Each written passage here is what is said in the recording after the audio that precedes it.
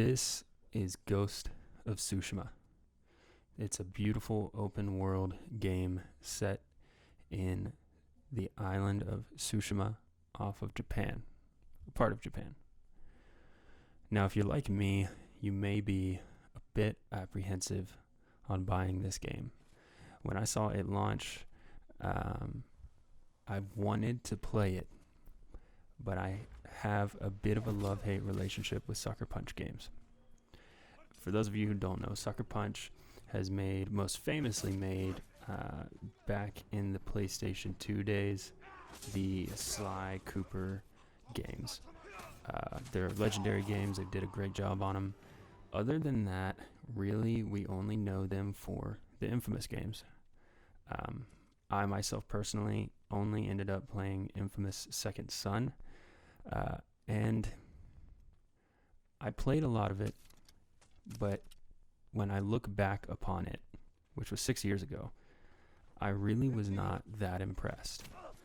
So when I saw Ghost of Tsushima, at first I thought this is going to be a really cool game, and then I realized that Sucker Punch had made it. And this is not me throwing a Sucker Punch at Sucker Punch, but it made me retract back a bit. I originally actually wasn't planning on buying this game at all. I wasn't impressed with some of the pre-release information that I got, and so I had kind of just decided in my mind, I'm just going to leave it be. Well, I ended up caving. I ended up getting the game, and as you may know, at this point, it has gotten a good amount of feedback, and it's good feedback. Lots of gaming reviews have put it in the 9s and higher out of 10, and a lot of people are playing it.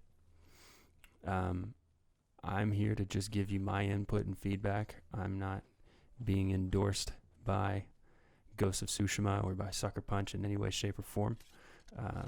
But I thought that I could give you my thoughts and you could assess from there. I myself, being a husband and a father, like to be very smart with my money. And so if you're in the same boat, hopefully this can help you decide whether you want to get this game or not. Overall, as I mentioned before, this game is beautiful.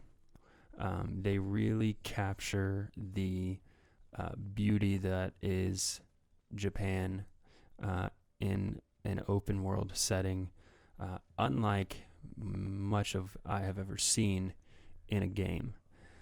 One could argue, at least from the nature standpoint, that Red Dead Redemption 2 managed to do that, but the difference is the setting.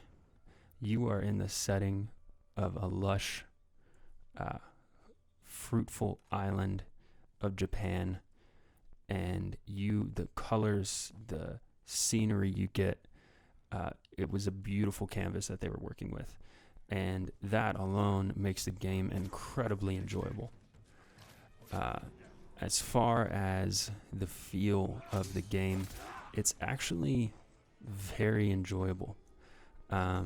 Movement and combat are natural.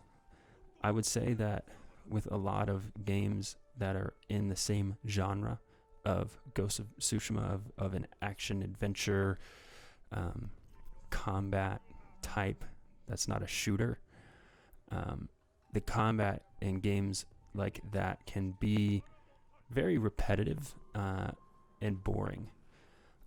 I have put many hours into this game, and to be honest with you, the combat has not gotten old to me.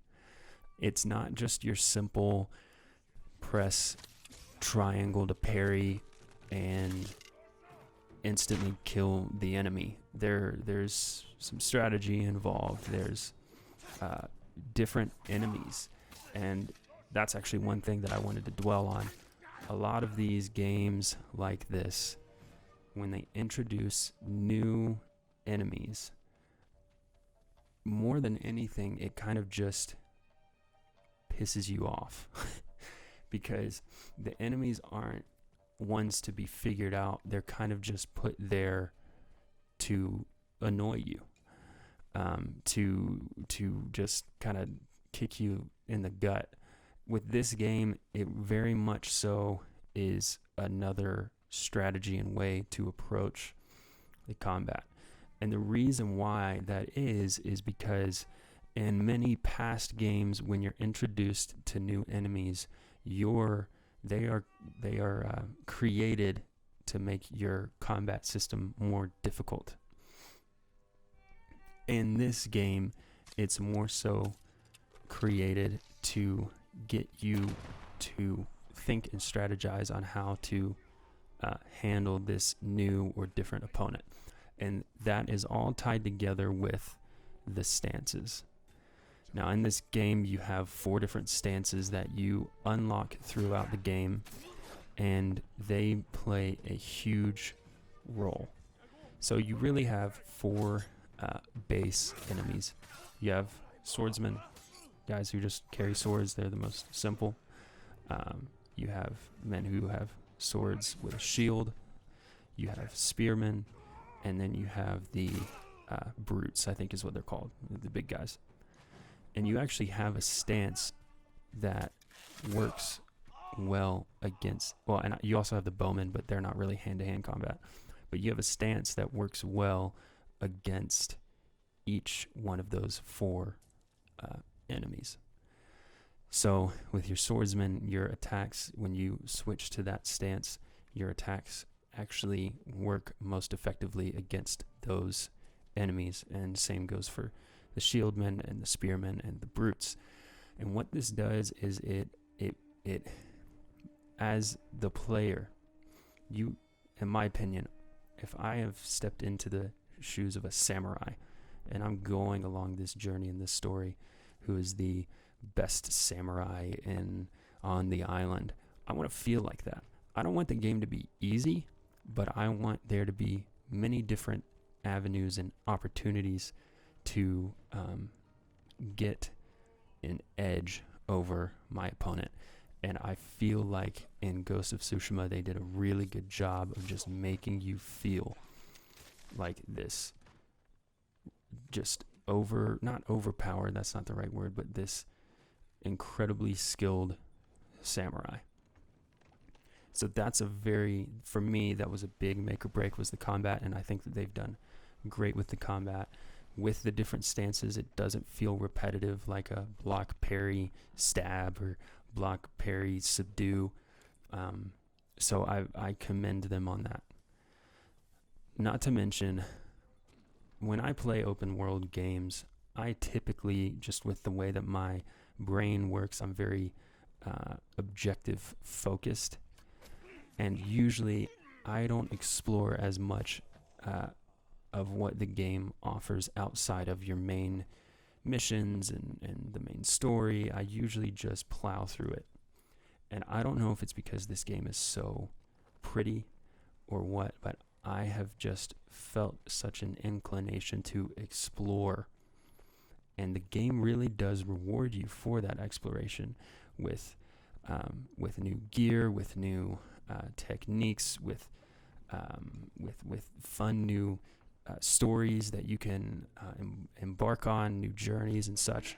And so this game does offer a whole lot more outside of your main missions. Not to mention, the story itself is so well crafted, and so the pacing is very good. You kind of don't really know what's going to happen next, but it doesn't feel like a thriller. You know that we're going to achieve what we're trying to achieve, but there are twists and turns along the road. The main enemy is just a dirtbag, and you don't like him, and you see our main character at conflict with himself. And so overall, those are just a few points. I have enjoyed this game significantly, and I hope that this feedback gives you more of an idea of what you want to do when it comes to purchasing this game, or even giving it a trial, or what. In my opinion, if you like action adventure type games, if you enjoy Japanese culture or the samurai culture, then you are thoroughly going to enjoy this game. It offers a lot. There's bows, there's bow and arrows. You get different bows, you get different arrow types, you get all kinds of gadgets and charms and things that help you to become the best samurai that you can. So I hope this feedback helps. If it does, please feel free, leave a like, a comment, share it with somebody else that you know is maybe on the fence about it. I appreciate it, guys, and I will see you in the next video.